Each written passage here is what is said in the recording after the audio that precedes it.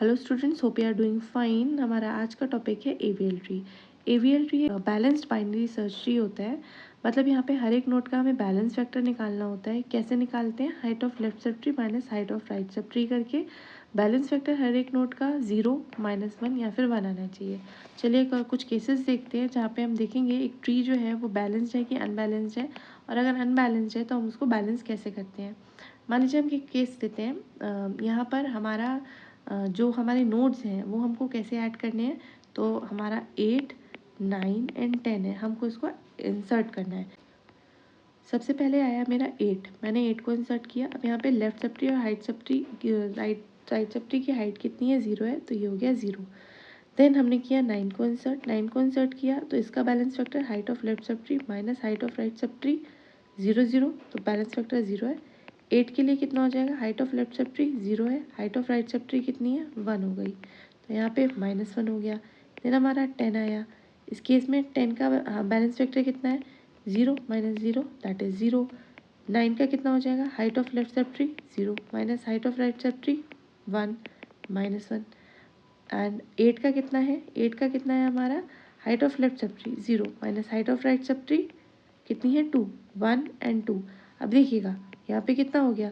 0 -1 and 1 के अलावा हमारा यहाँ पे क्या आ गया? -2 आ गया। तो ये ट्री कैसा हो गया? अनबैलेंस्ड हो गया। अब ये ट्री अनबैलेंस हुआ है ना, तो अनबैलेंस कैसे हुआ है? क्योंकि यहाँ पे हमने आर और फिर हमने इंसर्ट किया है आर, तो ये कैसा अनबैलेंस्ड है? ये आर अनबैलेंस्ड है। आर अनबैलेंस के केस में हमको नंबर ऑफ रोटेशन केवल एक ही लगता है, और हम क्या करते हैं? इसको एंटी क्लॉकवाइज रोटेट कर देते हैं, मतलब कुछ इस तरीके से। अब यहाँ पे देखिएगा जो 9 है वो रूट बन जाता है, 8 लेफ्ट चाइल्ड और राइट चाइल्ड में हमारा जाएगा 10। तो ये जो ट्री है ये बैलेंस हम करेंगे जब इसको एंटी क्लॉकवाइज रोटेट करना होगा। तो यहाँ पे आ गया 9, देन ये आया 8 एंड यहाँ पे आया 10। अब ये कैसा हो गया? बैलेंस्ड हो गया। चलिए एक केस 2 लेते हैं और वहाँ पर देखते हैं कि हमारे जो सिनेरियो हैं वो कैसे बन सकते हैं। तो यहाँ हमारे जो नोड्स हैं केस 2 में हमको कैसे दिए हैं? 10, 9 एंड 8। चलिए इंसर्ट करते हैं। सबसे पहले आया 10, बैलेंस फैक्टर कितना है? 0। देन आया 9, 9 कहाँ जाएगा? लेफ्ट चाइल्ड बनेगा। बैलेंस फैक्टर 9 का कितना है? 0। 10 का कितना है? 1 - 0 दैट इज़ 1। देन हमको क्या इंसर्ट करना है? 8 इंसर्ट करना है। 8 कहाँ जाएगा? यहाँ पर जाएगा। 8 का बैलेंस फैक्टर 0, 9 का 1 - 0 दैट इज़ 1। बट 10 का आप देखिएगा, height of left sub tree 2 minus height of right sub tree 0 that is 2। ये कैसा हो गया? अनबैलेंस्ड हो गया। ये अनबैलेंस कैसे हुआ है? तो यहाँ पे हमने लेफ्ट इंसर्ट किया, लेफ्ट इंसर्ट किया, तो ये कैसा हो गया? एल एल अनबैलेंस्ड हो गया। एल एल अनबैलेंस के केस में हम क्या करते हैं? क्लॉकवाइज रोटेशन करते हैं, कुछ इस तरीके से। तो 9 जो है वो मेरा रूट बन जाएगा, 8 लेफ्ट चाइल्ड और 10 राइट चाइल्ड। तो यहाँ पे आया मेरा 9, ये आ गया 10 और यहाँ पे आ गया 8। तो ये मेरा दूसरा केस है, कैसा? L L unbalanced. L L unbalance के केस में हम क्या कर रहे हैं? क्लॉकवाइज रोटेशन कर रहे हैं। वहीं आर आर के केस में हमने क्या किया था? एंटी क्लॉकवाइज रोटेट किया था। चलिए केस 3 देखते हैं। अब देखिएगा केस 3 में हमको 10, 12 एंड 11 को क्या करना है? इंसर्ट करना है। सबसे पहले पे आया 10, बैलेंस फैक्टर 0 है। देन आया 12, बैलेंस फैक्टर 12 का 0 है, बट 10 का कितना हो गया है? 0 - 1 दैट इज़ -1 अभी भी, लेकिन बैलेंसिंग फैक्टर हमारा जितना होना चाहिए उतना ही है, तो ट्री जो है वो बैलेंस्ड है। देन 11 आया, 11 कहाँ जाएगा? यहाँ जाएगा। 11 का बैलेंस फैक्टर 0, 12 का 1, 10 का 0 - 2 दैट इज़ -2। ये कैसा हो गया ट्री? ये हो गया अनबैलेंस्ड। ये अनबैलेंस्ड कैसे हुआ है? तो यहाँ पर देखिएगा, right insertion and then left insertion.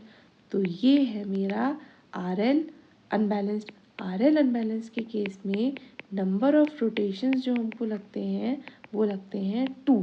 ठीक है, सबसे पहला रोटेशन लगता है आर आर रोटेशन, एंड जो सेकेंड रोटेशन हमको लगता है वो लगता है एंटी क्लॉकवाइज रोटेशन। तो चलिए सबसे पहले हम इसमें करेंगे R R rotation. R R rotation का मतलब है हम इसको कुछ इस तरीके से क्या करते हैं? रोटेट कर देते हैं। तो यहाँ पे क्या हो जाएगा? 10, 11 एंड 12। उसके बाद हमको क्या करना है? एंटी क्लॉकवाइज करना है, मतलब कुछ इस तरीके से। तो जो हमारा 11 है वो कहाँ जाएगा? रूट पे जाएगा। 10 यहाँ आ जाएगा एंड 12 यहाँ आ जाएगा। अब हम यहाँ पर देखते हैं केस 4, एक और केस लेते हैं और यहाँ पर हमको जो रूट इंसर्ट करने हैं वो कुछ 10, 8 एंड 9 दिए हुए हैं। सबसे पहले आया मेरा क्या 10, तो हमने यहाँ पे क्या किया 10 को इंसर्ट किया, देन आया 8 एंड देन आया 9, तो यहाँ पर 0, ये -1 और ये 2, ये हो गया अनबैलेंस्ड। कैसा अनबैलेंस्ड? तो L R unbalanced. L R unbalanced के केस में भी हमको नंबर ऑफ रोटेशंस लगते हैं कितने 2। सबसे पहला लगता है एल एल रोटेशन और जो सेकेंड रोटेशन लगता है वो लगता है clockwise rotation. L L rotation, L L rotation मतलब कि कुछ इस तरीके से हमको करना होगा। तो यहाँ पे हो गया 10, 9 एंड 8। इसके बाद हमको क्या करना है, इसको क्लॉकवाइज रोटेट करना है कुछ इस तरीके से। 10 मेरा नीचे जाएगा, 9 हमारा रूट बनेगा, 8 जो है वो लेफ्ट चाइल्ड बनेगा। तो 9 मेरा रूट बन गया, 10 यहाँ आ गया और 8 यहाँ आ गया। तो इस तरीके से ये हमारा जो AVL ट्री है ये हम इस तरीके से उसको क्या करते हैं, बैलेंस करते हैं। याद रखिएगा नंबर ऑफ रोटेशंस यहाँ पर मैक्सिमम नंबर ऑफ रोटेशंस कितने लगते हैं, 4 लगते हैं, जिसमें हमारा RR अनबैलेंस्ड होता है, LL अनबैलेंस्ड ट्री हमको मिलता है, RL अनबैलेंस्ड ट्री मिलता है और LR अनबैलेंस्ड ट्री मिलता है।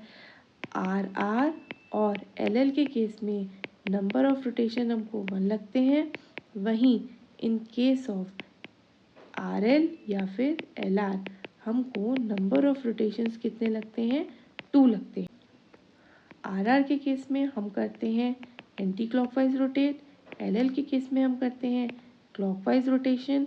RL के केस में हमको जो 2 रोटेशन लग रहे हैं इसमें सबसे पहला R है ना, तो ये RR रोटेशन, दूसरा होगा वो क्या होगा, anti clockwise rotation. Similarly LR के केस में भी हमको नंबर ऑफ रोटेशन कितने लग रहे हैं, 2।